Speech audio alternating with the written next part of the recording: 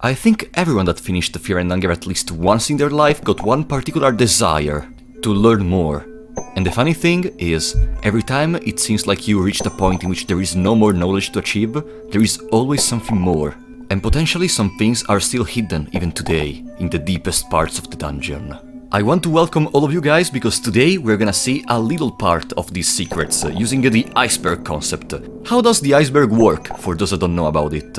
Long story short, we're gonna go from the top of the iceberg, where stuff that is usually known to everyone that played the game is present, down to the bottom of the iceberg, to the deepest secrets the dungeon has to offer to you. And since at the time of the recording there wasn't a Fear and Hunger 1 iceberg, I decided to make one myself. Remember, I didn't want this iceberg to be too big, and potentially there's gonna be more stuff to talk about in the future. So, if you like this video, leave a like, subscribe, and let me know in the comments, because maybe I'm gonna make a second part of this. But without further ado, let's start with the Fear and Hunger iceberg explained.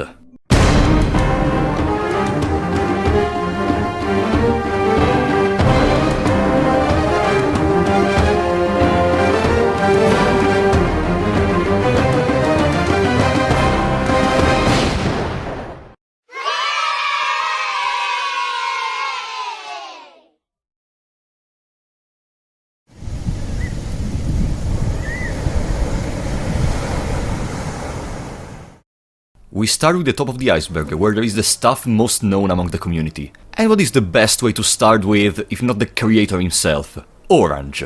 Orange is the alias of the creator of Fear and Hunger, Miro Haverinen. The community also made an orange representation of Miro, which is currently available as an emoji on the Discord server of Fear and Hunger. Human Hydra does nothing. The Human Hydra is an enemy you can encounter in the Torture Chamber Zone, which is the zone in which there is torture and in which there are two dark cultists.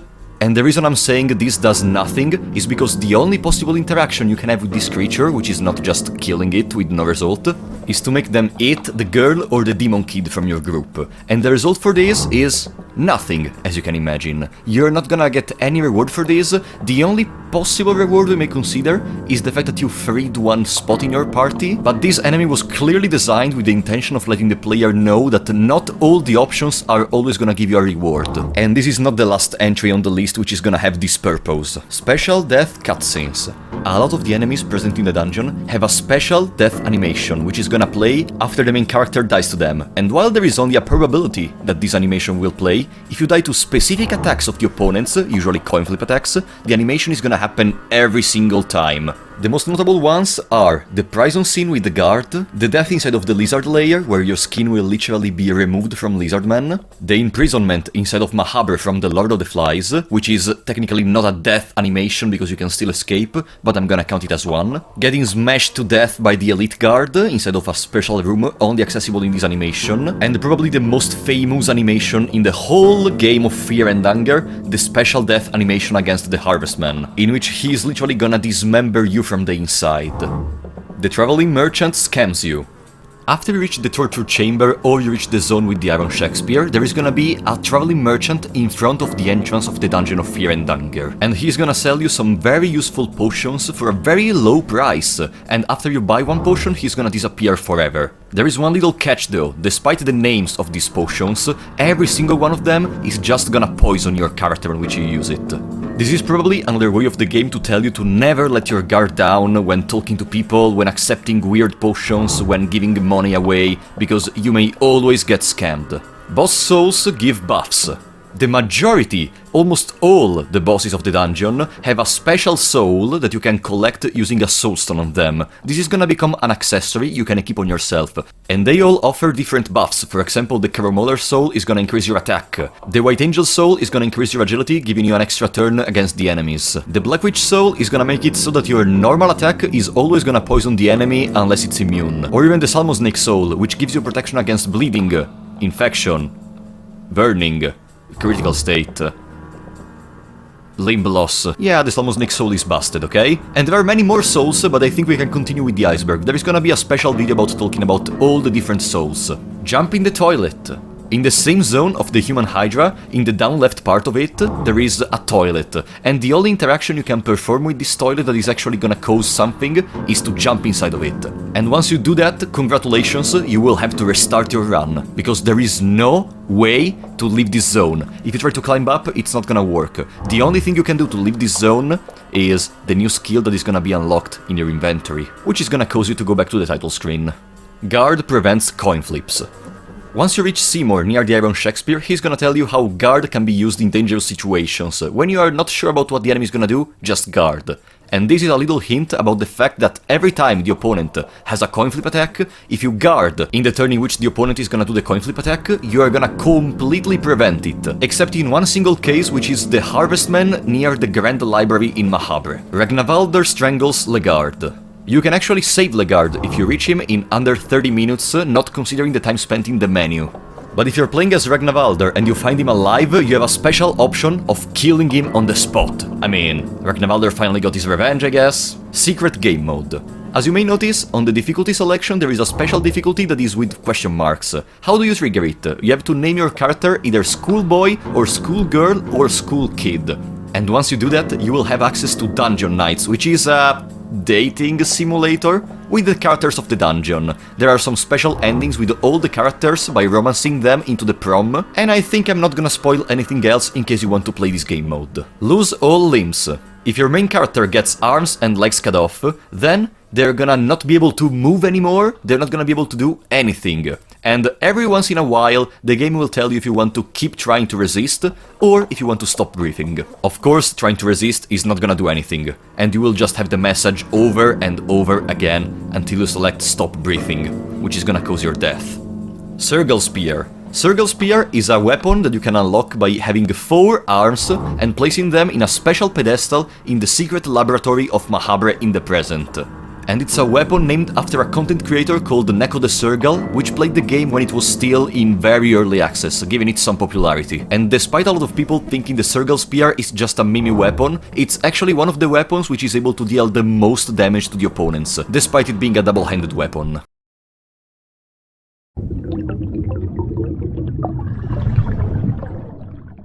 Alright, we are starting to descend into the deeper part of the iceberg. We are not on the surface anymore, but we are not even at a point of no return. So, without further ado, Legard's amnesia. Once you reach Legard and you're able to rescue him, he's gonna pretend to have an amnesia. In reality, he knows exactly what he's doing, he knows what he wants, and he's gonna use you to reach his goal, which is arriving to the throne in the Golden Temple of Mahabre, to be able to ascend as a new god. Mauler is Captain Rudimer. Mauler is a funny little entity that is gonna follow you after you enter inside of the mines, or the thicket, or the staircase. It has the head of a crow, and it has a mauler arm. And what you may actually not know is, if you read all the Captain Rudimer diary that you can find inside of the dungeon, you will know that Captain Rudimer decided to try to purify the deepest parts of the dungeon, where madness and darkness were spreading. But unfortunately, after a short period of time, he will start having visions of some crows, and staying near the God of the Depths will cause him to turn into the Crow Mauler, a servant of the God of the Depths. In the game, and more precisely inside of the God of the Depths, there is gonna be a second version of the Crow Mauler, which is the double-headed Crow Mauler, which is presumably just a more powerful version of Captain Rudimer, fortified by the God of the Depths. Phase Step. In case you don't know this, there is a special Olmir spell that can only be obtained with an empty scroll if you write "O Lord, teach Phase Step", which basically allow you to knock leap 5 tiles ahead by clicking C at the cost of 10 mind. This allows you to skip majority of the events in the game, to get access to some debug spots present out of bound, and the most important part is there is actually an event in the code in which once you gain level 2 affinity with Olmir, you're supposed to gain Phase Step. The point is, there is no in-game way to gain this level 2 affinity. I don't know if level 2 affinity was actually achievable in previous versions of the game and then later on it was removed, or if it was just a discarded idea. Regardless of that, this is the only way to get Phase Step currently. Nosramus is the Forgotten One. If you read the Fellowship, you will know 5 people embarked together on a journey to become new gods: Nilvan, Francois, Chambara and Valtail. And then there was the 5th one, the Forgotten One. The name of the 5th one is apparently not known in the rest of the world, but if you go into the Hall of the New Gods and ask about Nosramus, they're gonna tell you that Nosramus is known as the 5th one or the Forgotten One. The one that decided to stop and not achieving new godhood. Terror and Starvation bosses. If you play the game on Terror and Starvation, it basically adds 2 new bosses. The first one is a, we may say, rematch with the Black Witch in case you didn't already kill her in the basement, instead of a few spots in Mahabre. And then the second boss is gonna be present in the Void, the zone reachable after you sit on the throne in the Golden Temple. Before being able to reach the end of the zone, there is gonna be a big zone with a green who, and also some tentacles moving down there. Those tentacles are a part of the boss that we are gonna talk about now, which is Traces of Sylvian. Yes, the traces of one of the old gods and potentially one of the strongest bosses of the game. Bachman x Seymour. Okay, there is a specific reason for which I wrote this like this, okay? Trust me, trust me. So, after you save Bachman in the torture chamber by killing Torture, he's gonna reunite with Seymour in the basement. If you wait a certain amount of time, which should be around 30 minutes, and in this amount of time you don't save Jeanne or Cerseriel, then they're gonna disappear from the basement, and if you go into the level 7 basement, they are gonna be present as a marriage, and more specifically as a failed marriage, the marriage you can recreate by having a very low negative level of affinity with Sylvian. As to why they decided to make a marriage, it's debatable. Maybe they knew about the power of the marriage and wanted to be stronger for the dungeon, or maybe they were just scared and decided to reveal their feelings or something. Soul of Legard is unobtainable. If Legard dies in any moment in the dungeon and you try to use a soulstone on him, the soulstone will not react. There are various theories about why this happens. Some people think that his soul got fractured multiple times trying to recreate all the 4 new gods' souls, or there is another exactly contrary opinion in which actually his soul was so strong that he's not able to be obtained inside of a soulstone. Girl transforms into the god of fear and anger. If you bring the girl into the gauntlet, which is inside of the God of the Depths, and you reach the deepest part of it, then the girl is gonna start going crazy, because something inside of her is gonna react with the God of the Depths itself, causing successive transformations which are all gonna lead to the creation of the God of Fear and Hunger. Miasma is the Soul Edge. The Soul Edge is a sword present in a game called Soul Calibur, which I actually never played, so I'm gonna talk by what the wiki says about this. They very clearly have the same design, they are both sentient weapons, they both are thirsty for blood, and apparently they also create chaos. If this isn't clearly a reference to that weapon, then I don't know what a reference is. Girl is the daughter of Nilvan and Legard. If the girl dies and you use a soulstone on her, you're gonna get the Ancient Soul. And if you try to ask to the whole of the new gods about the Ancient One, then they're gonna tell you the Ancient One's soul is inside of the girl, which is the daughter of the Endless One, which is Nilvan, and the Prophetized Man, which is Legard. The girl is actually the result of Nilvan wanting to create a lasting impact on the society even after the end of her godhood. And that is why she asks you to bring the girl to the Altar of Darkness, which is the God of the Depths, where she transforms into the God of Fear and Anger.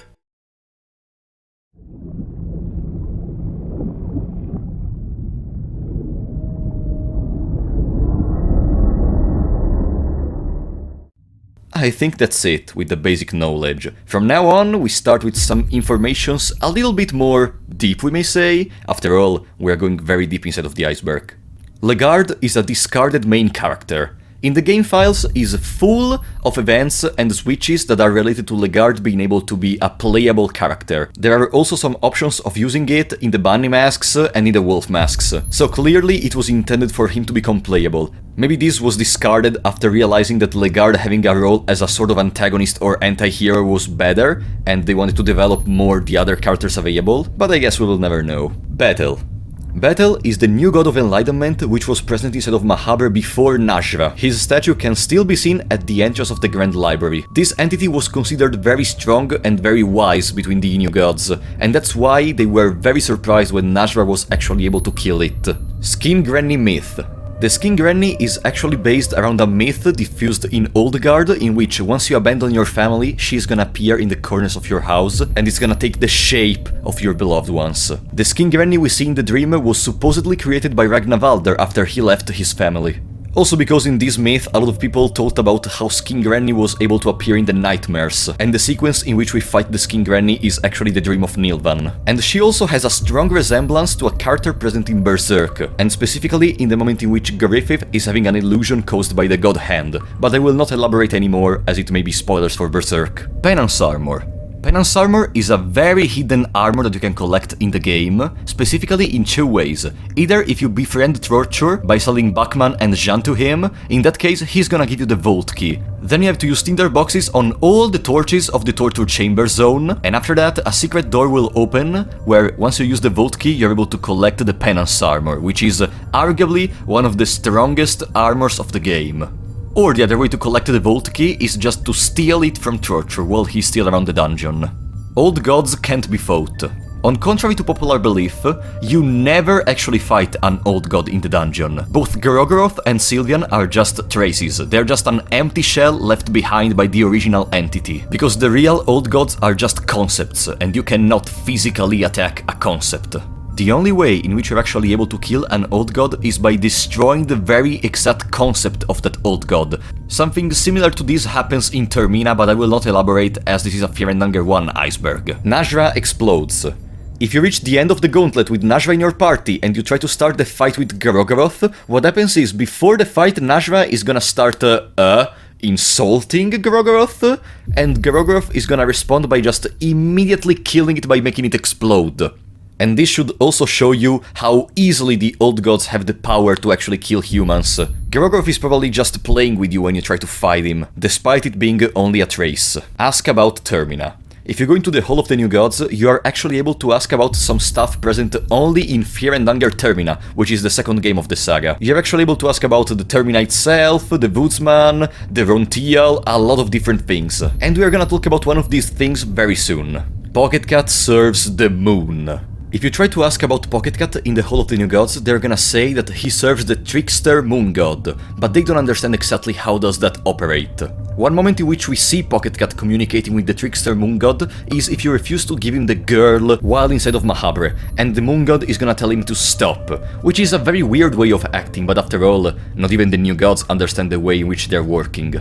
Valtail, children molester. We all know that Najra hates the new gods, so we can expect him trying to insult them or something, but there is one precise thing that he's gonna say only about Valtail if you talk to Valtail in the present version of him in Mahabre, which is that he used to molest children. There is no direct confirmation of this, but after all we know how, we may say, convoluted is Valtail mind, so honestly this doesn't seem too out of character for him. Discarded prostitute character. I actually have no idea if this is considerable true or not, but apparently there was actually the idea of another character in the Dungeon of Fear and Hunger, a prostitute, and there is a remnant of this by having an old art of the prostitute in an image that was later on used as the S ending for Darcy, and the character of the prostitute was used as a reference to create Celeste, which is Kahara's wife. So despite of the character being discarded or not, Celeste is still present in the game. Don't touch the child or the head. If you go in a ritual circle and you try to make love with Najra,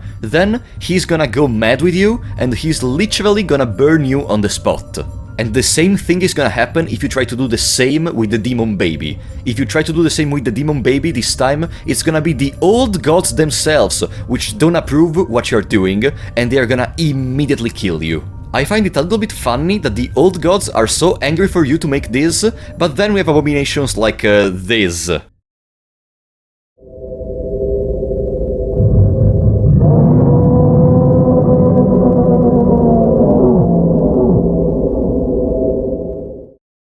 That's it. If you want to reach true enlightenment, you have to follow me, because now your mind may take serious damage. Are you ready? You die in the void.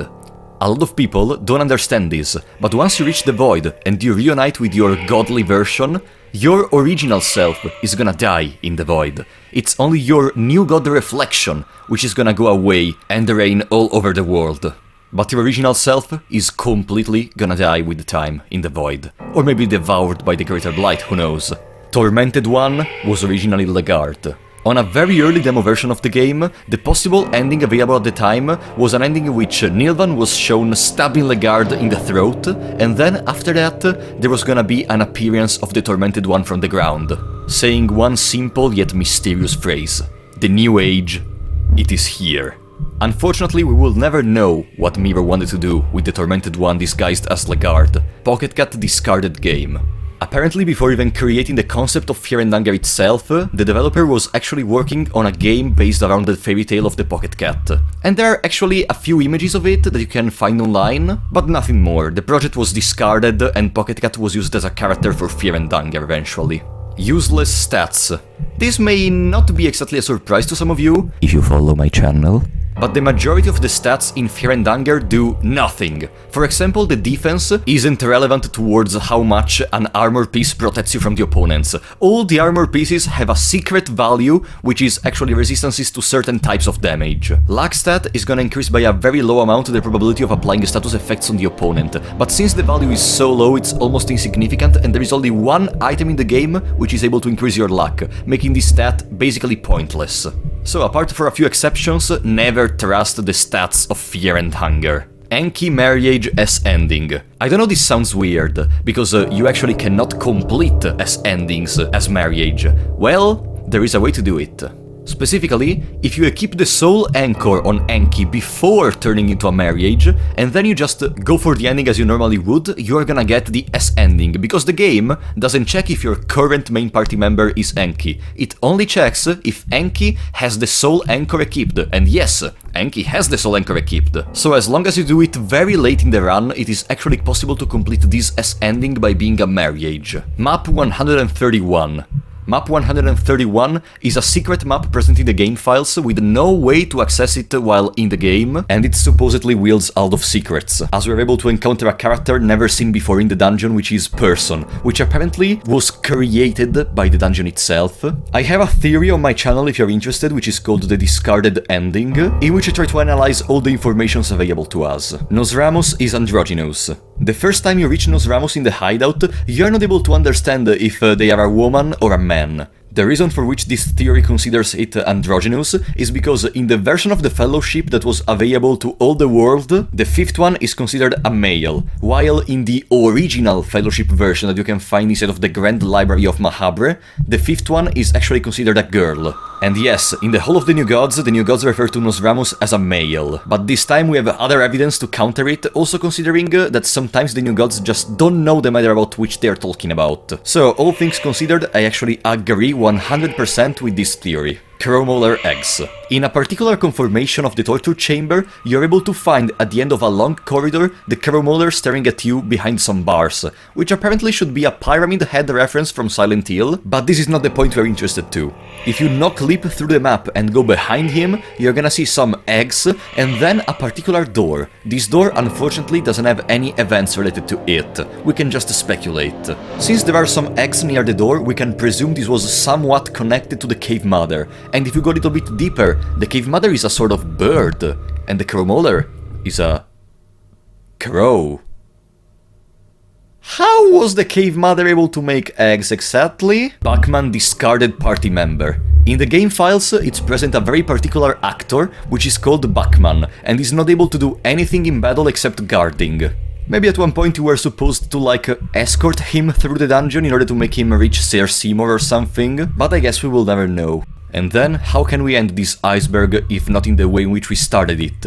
We started with Orange, the alias of Miro. Let's end by asking about Miro to the Hall of the New Gods. There are things and being even we don't talk about. Beings that come from the unknown, beyond the blue skies. And that for now is the end of the Iceberg of Fear and Hunger 1. I could have made more entries for all the different levels, but I think if I wanted to make more levels, the Iceberg would have become a little bit boring or tedious. Let me know what you think about it. And let me also know if you will want more episodes of this. But for now, that's it from me, and I will see you next time.